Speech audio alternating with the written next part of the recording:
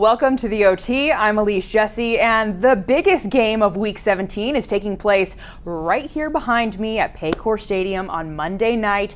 Primetime football. There's a lot on the line, obviously, for both the Buffalo Bills and the Cincinnati Bengals. Both teams are vying for that one seed in the AFC, and as you probably know, if you get that first seed in the AFC, you have a much cushier path to the Super Bowl. You get that first round bye, you get home field advantage. That's a big deal when you talk about playing such a long season. They have 18 weeks of regular season football before the playoffs. It gives you time to heal up your bodies, heal up what's ailing you before you actually have to play in the postseason and root to the biggest game of your career for many of these players and many of these coaches. And so, home field advantage is huge. The Buffalo Bills obviously vying for that one seed, so they're going to come in with their hair on fire.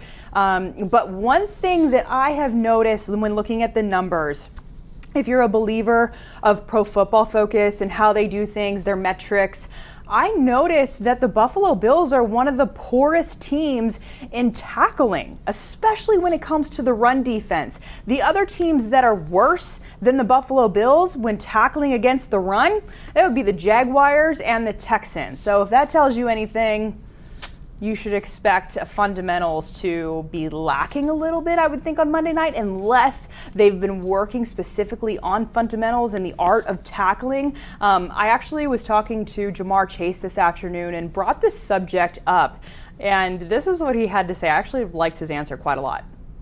I mean, we preach about breaking the first tackle every game, and, hearing that just makes us more ready to break tackles, I guess you can say. Okay. Just having that on our mind, making the first defender miss, and then maybe the second defender, after that, it's probably nothing but space. So that's always our goal every week. You've made a lot of defenders miss in your day. What does that feeling feel like to make a guy miss, get that extra yardage? Honestly, I can tell you that's all instincts. Okay. I don't go home and try a move to come and try it in the game. I can tell you, I don't do that. I believe that. Everything's just instincts when I get in the game, and I just make it look like that. So, yeah. Have you guys spoken about the importance of this game specifically with knowing that if you were to win, you get home field advantage, you get that one seed. That's a pretty big deal as far as the Super Bowl is concerned. That's the easier path. Next achievement in front of us, as I should say. You know what I'm saying? And that's the biggest goal that we have in front of us that we want to take advantage of. And with this team and these people we have around us, we got a chance to do it. I know a lot of talking heads like to say what their big three keys to the game are, whatever it is. What is your biggest key in this game? In this game? Yes. Get up fast and take advantage of our opportunities. We might get some turnovers. We need to capitalize on the turnovers.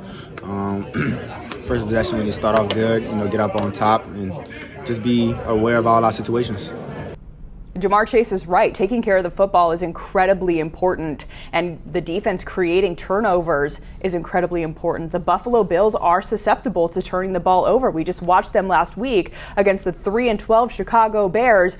They turned the ball over 3 times. If the Bengals take care of the football and they're able to create those turnovers, this could be a game where they come away with their 8th straight win. And it's incredible to think about the spot that the Cincinnati Bengals are in right now, vying for the number 1 seed. So much on the line for this team, aiming for their 8th straight win. This team started out 0-2. Everybody counted them out of the playoffs. Everybody said that they were going to have a season where they had the hangover from the Super Bowl and it was not going to be as productive as a season as last year.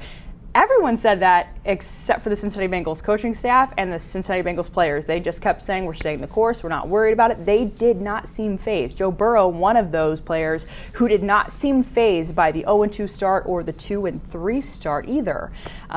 This team has overcome quite a lot, and if you've watched Cincinnati Bengals football, you know that this team is the truth. They are underestimated, in the NFL. Yes, they certainly are. But this team has proven that they can overcome a lot of obstacles. I mean, just last week against the Patriots, they had a 22-0 halftime lead. The Patriots come back and score 18 straight. The Bengals had to overcome that to win their 7th straight. They have overcome multiple injuries. I mean, they had that period where Jamar Chase was out. DJ Reader was also out. Chidobe Awuzie gone for the season. And now they're in another spot where they're having to overcome a big injury, and another player is going to have to step up, and this is one of the biggest stages that he will have to show up and show out against a Bills defensive front that is quite intimidating for most people, for most teams anyway. That next player up is Hakeem Adeniji or Isaiah Prince. Zach Taylor this afternoon in his press conference said that he has made the decision on who will start in La'el Collins' spot. He will not reveal that to us just yet. We're all going to have to wait, I'm sure. But yeah, one of those guys won the spot. I talked to both guys this afternoon. We'll start with Hakeem Adeniji. This is my conversation with him. For sure. This is year 3. I've started plenty of games at a bunch of different positions, and we got a lot of guys along the O-line that have a lot of experience and really good players. And so, whenever I'm able to get out there, I feel very confident. I mean, heck, you were starting in the Super Bowl in February. Yeah. What about that specific experience did you take away that would help you this week?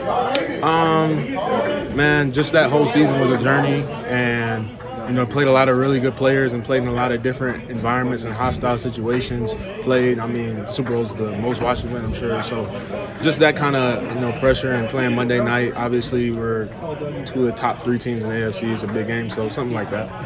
What has Frank Pollack kind of said to you this week? Has he had any extra messages for you? Has he been talking to you a little bit more? I don't know. What's the deal with that? Just kind of business as usual. Just being with Frank for a little bit now and understanding how he works and him understanding how I work. Just, coming in and working and preparing the same way.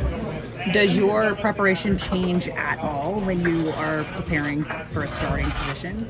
No, I prepare the same, every week because you never know what's going to happen. And you want to have that same mindset whenever, you're going to have to go into the game. So prepare every week the same.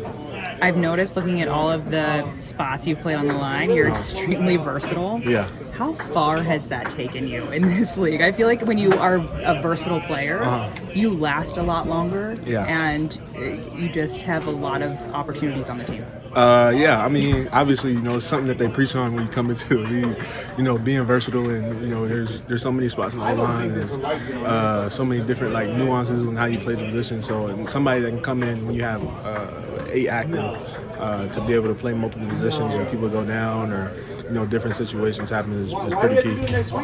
It seems like you are just so even-keeled all the time. Yeah. But where does that come from? Have you been like that your whole life? Yeah, I try to not get too high or too low. Just so many different things happen in football life in general. You kind of want to, keep it even, take the successes, be happy about them, and then, when you take the failures, try not to get too hard, take them as learning moments, and just roll with it. That's just something that comes throughout life, through everything.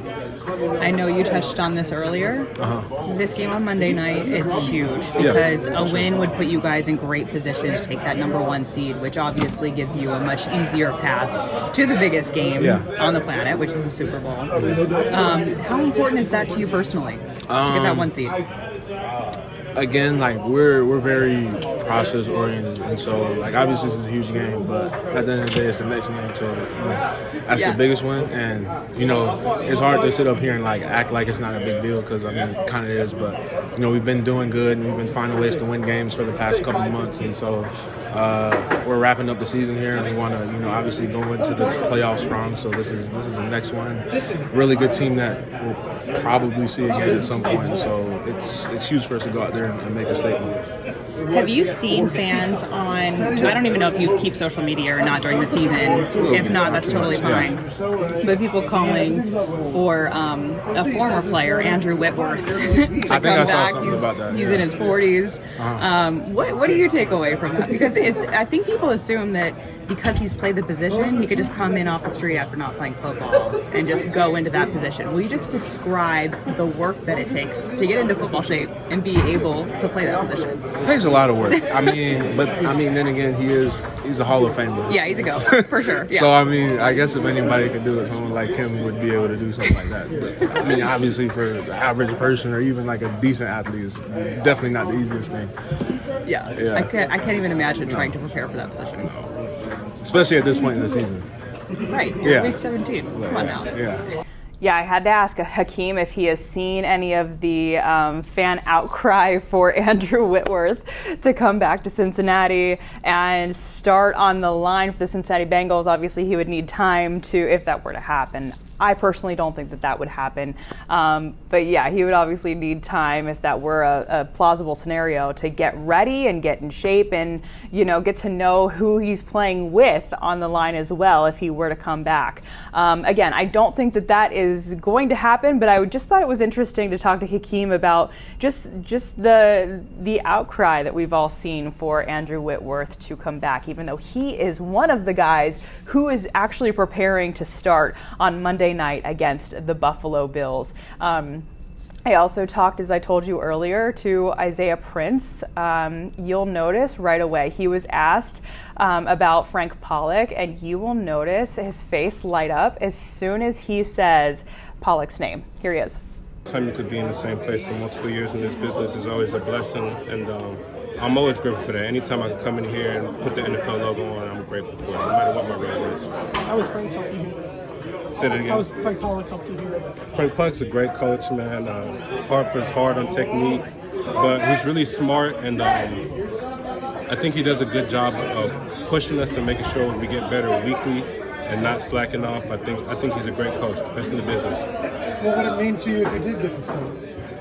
Everything. Anytime you get a career start, it's a blessing. Like I said, anytime I get to suit up, no matter what my role is, I'm always super grateful. Do you miss it on a weekly basis when you've been sitting? Of course. Is it hard? Is it hard? How hard is it? I mean, mentally it's tough. Yeah, you're watching every weekend. You wish you was out there, but that's just life sometimes. Everything's not going to go your way all the time. You know what I'm saying? I got to play in the Super Bowl. I'm blessed for that. And I'm still in the building. I'm still here. It's not like I'm gone or at home. So I'm just grateful. Everybody talks about the offensive line being a position of chemistry and a position of reps. What's the key to building that chemistry with Alex and when you kind of haven't played those regular season snaps? Practice. We got some extra reps in today after practice. I know Cap's played all year, but we're here together, working together, and I think the extra reps in practice definitely helps. That's the best we can do is maximize our opportunity. What stands out to you about Alex Cappa, just kind of watching him on film throughout the rest of the year? Cap is a great run blocker, great pass protector. He's smart. He always understand the scheme. I think that's incredible for offensive linemen to be able to anticipate what the defense is doing, and I think Cap is great at that. And his leadership is also, I'm also grateful for his leadership too. He does a good job of communicating and making sure I'm up to speed, and I'm thankful for it. Joe Burrow just told us how much confidence he has in you based on what you did last year. I know you guys know each other going back to Ohio State, but what does it mean to have your quarterback put that confidence in you and kind of what you can do? I'm grateful that he has that confidence in me, but I'm just making sure that I uphold my end of the deal and keep him confident as well. That's all, just playing my role. Isaiah, there's a lot of focus on the starting five on the offensive line, but how close is that room as a whole? I think this is a really close room. I think we do everything together. We eat dinner together. We buy Christmas presents for each other. We have no issues in this room. I love everybody in this room. And you have experience, like playoff experience in the right tackle position. What did you take away from last year that might help you this week if you do get the start? Just the experience of going against good rushers in big games and just keeping my poise no matter what happens during the game.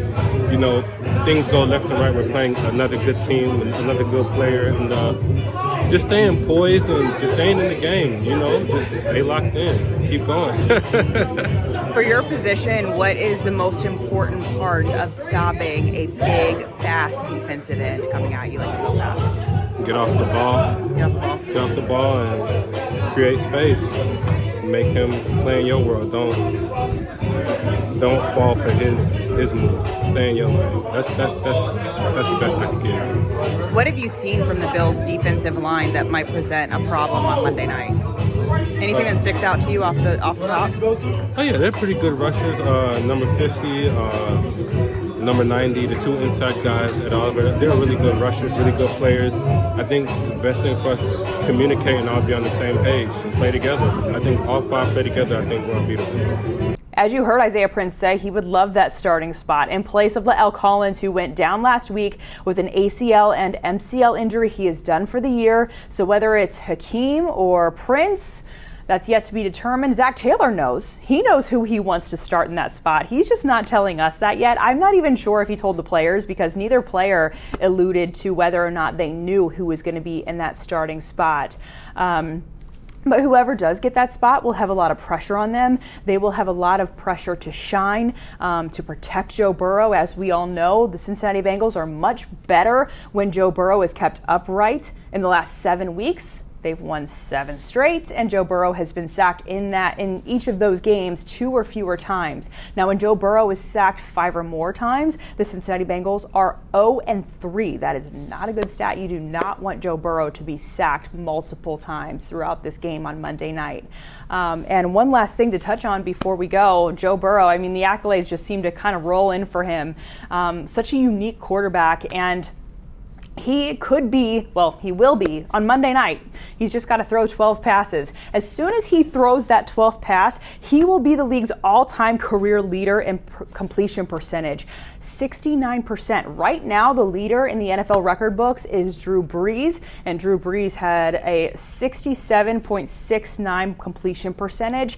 He leads the NFL. Joe Burrow gonna surpass him on Monday night. That is a given. And it's actually really funny when you think about the fact that before Joe Burrow was drafted, at the Combine, everyone seemed to be talking about whether or not Joe Burrow should be taken first overall, where the Cincinnati Bengals would draft him.